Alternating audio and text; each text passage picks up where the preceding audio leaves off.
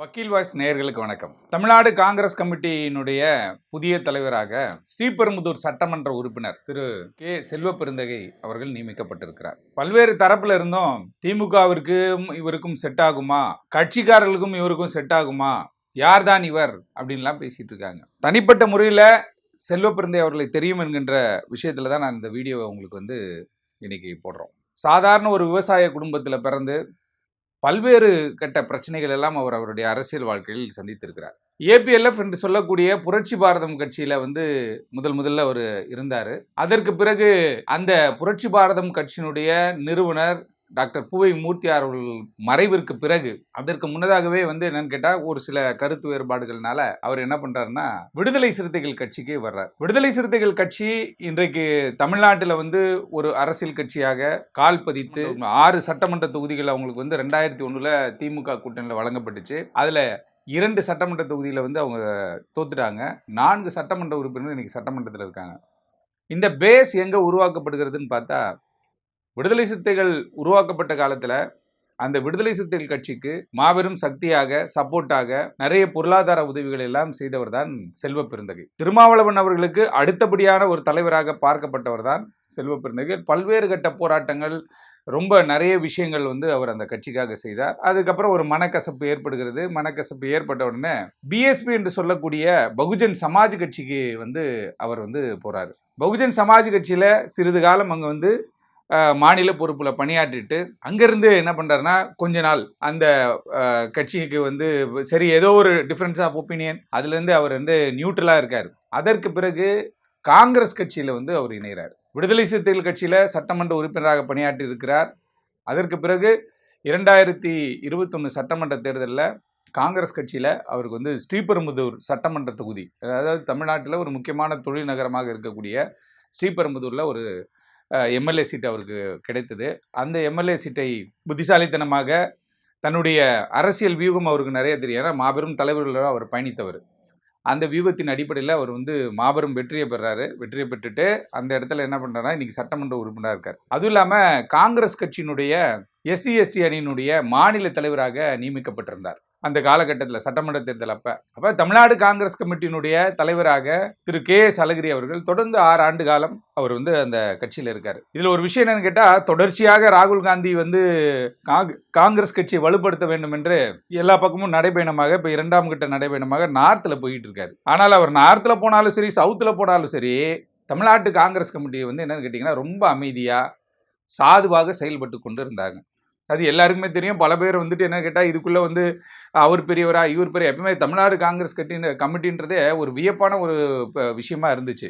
இப்போ செல்வப்பெருந்தகை அவர்கள் சட்டமன்ற உறுப்பினர் செல்வப்பெருந்தகை அவர்கள் தலைமையேற்ற பிறகு அடுத்த கட்டம் அவர் என்னென்ன மாற்றங்களை கொண்டு வருகிறான்றதை நம்ம தெரிஞ்சுக்கணும். ஏன்னு கேட்டால் எப்பவுமே காங்கிரஸ் வேட்பாளர்கள் தமிழகத்தில் நிறைய பேர் வெற்றி பெறாங்க.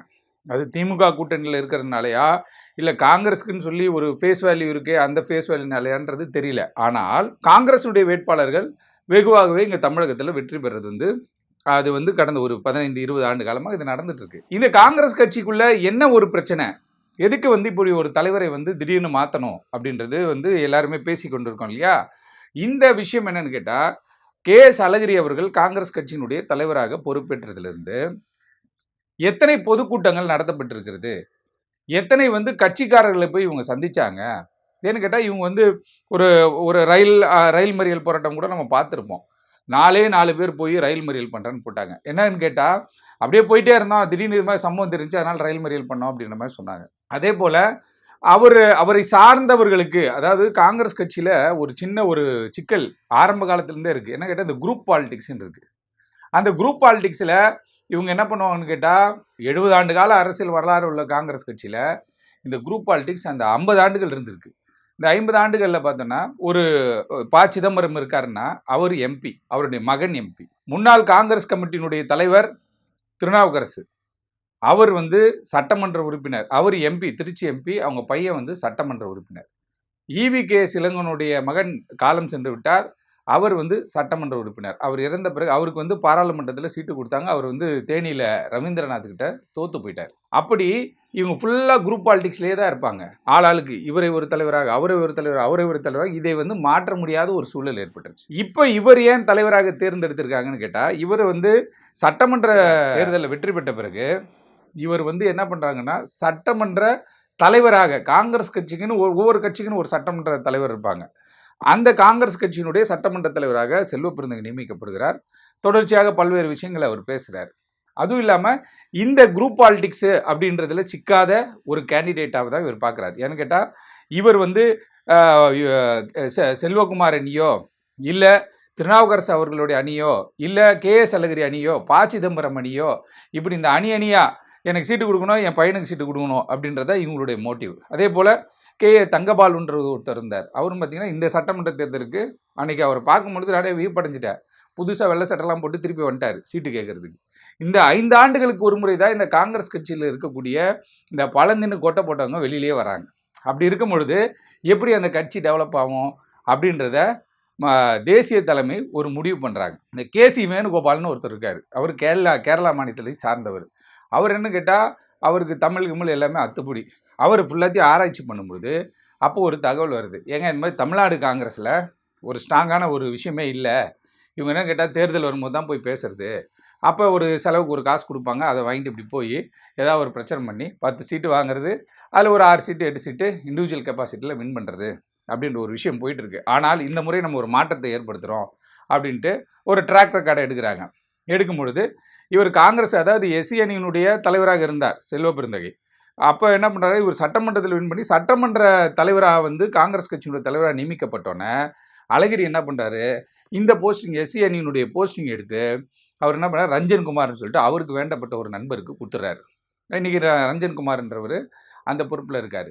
அதே போல் இவர் தொடர்ச்சியாக எந்த ஒரு இதுலேயும் சிக்காமல் கண்டினியூஸாக பொலிட்டிக்கல் மீட்டிங்கு, அரசியல் அது இதுன்னு பண்ணிகிட்டு இருக்கும் பொழுது இவருக்கென்று ஒரு தனி அங்கீகாரத்தை இவர் உருவாக்கி விட்டார். இவர் எந்த அணிக்கும் போல, எந்த அணியை போட்டு என் தலைவர் இவர் தான், என் தலைவர் அவர் தான் இவர் சொல்ல. இவர் தலைவர் ராகுல் காந்தின்னு சொல்லிட்டு இருக்கார், இவர் தலைவி வந்து சோனியா காந்தின்னு சொல்லிட்டு இருக்கார்.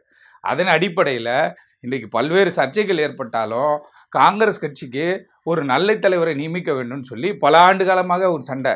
ஏன்னு கேட்டால், தமிழ்நாடு ஃபுல்லாகவே பல பேர் தலைவர்கள் காங்கிரஸ் கட்சியில். அப்படி இருக்கும் பொழுது வாசன் தலைவர் இருந்தார். அவர் தனியாக வந்து ஒரு அமைப்பு ஆரம்பிச்சிட்டாரு. அது GK மூப்பனார் அவர் கட்டி எழுப்பிய தமிழ் மாநில காங்கிரஸ் நான் ரெடி பண்ணுறேங்க அப்படின்ட்டு. அது சைக்கிள் சின்னத்தில் மூப்பனார் அப்படியே வருவார். அது இன்றைக்கு வரைக்கும் அப்படியே கண்ணுக்குள்ளே நிற்குது. அவருடைய விஷயத்த இன்றைக்கி அவங்க பையன் என்ன பண்ணிட்டாரு, பழைய சைக்கிளை ரெடி பண்ணி அவர் ஓட்ட ஆரம்பிச்சிட்டார். அப்படி இருக்கும் பொழுது காங்கிரஸ் கட்சிக்கு ஒரு புது ரத்தத்தை புகுத்த வேண்டும், காங்கிரஸ் கட்சி அடுத்த கட்டமாக வெற்றி பெற வேண்டும் அப்படின்ற ஒரு நோக்கத்தில் இதை வந்து இந்த பார்கெனிங்கு தேர்தல் நேரத்தில் பேசுகிறது போகிறதுக்கெல்லாம் கரெக்டான ஆள் ஏறுன்னு கேட்டால், சட்டம் படித்தவர் ஸ்ரீபெரும்புதூர் சட்டமன்ற உறுப்பினர் செல்வ பெருந்தகை வந்து சரியான ஆள் அப்படின்னு சொல்லி அவரே நியமித்திருக்கிறாங்க. இதில் பல்வேறு கருத்து வேறுபாடுகள் இருந்தாலும் தலைமை நியமித்த பிறகு அதை யாரும் போய் மாற்றி அழிச்சில எழுத மாட்டாங்க. அதே நேரத்தில் அலிகேஷனே இல்லாத ஒரு ஆள் கட்சிக்குள்ளே வந்து ஆல்ரெடியே வந்து நல்ல ஒரு வெல் செட்டில்டு ஆள், இந்த அரசியல் பண்ணுறதுனாலையும் சட்டமன்ற உறுப்பினராக இருக்கிறதுனாலயா வந்து நான் வந்து சம்பாதிக்க முடியும் அப்படின்றதெல்லாம் விஷயம் கிடையாது. அவர் இஸ் வெல் செட்டில்டு பர்சனு. ஆகவே காங்கிரஸ் கட்சி வலுப்பெறுமா, வெற்றி பெறுமா, எழுச்சி பெறுமா அப்படின்றது வந்து இனி வருங்காலங்களில் செல்வ பெருந்தகை அவருடைய நடவடிக்கைகளையும் அவர் கட்சியில் ஏற்படுத்த போகின்ற மாற்றத்தை பொறுத்து தான் இருக்கும்.